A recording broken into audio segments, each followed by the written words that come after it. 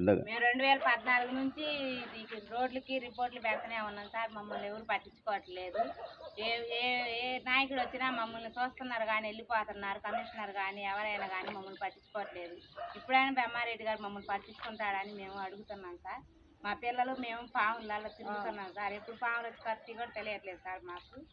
ముసలోళ్ళు కూడా జారి పడుతున్నారు సార్. ఈ రోడ్లో ఆల్రెడీ మీరు పెట్టారా? పెట్టాము.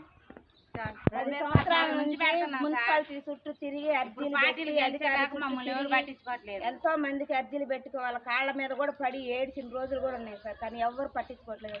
గత ప్రభుత్వంలో ఉన్న ఎమ్మెల్యే గారు పట్టించుకోలేదు. ఇప్పుడున్న ప్రభుత్వంలో ఉన్న ఎమ్మెల్యే గారు పట్టించుకోవట్లేదు.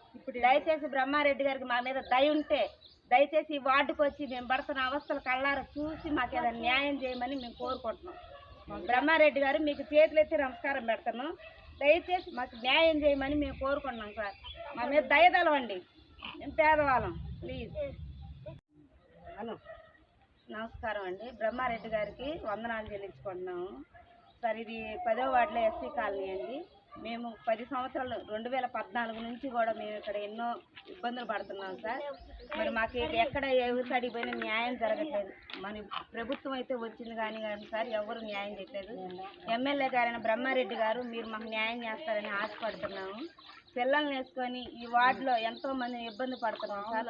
సహాయం చేయండి. పాములు తేళ్లతో పెద్దవాళ్ళ పిల్లల్ని వేసుకొని ఇబ్బంది పడుతున్నాం. మీరు దయచేసి ఈ వార్డుకి వచ్చి మాకు సహాయం చేయమని అడుగుతున్నాం సార్.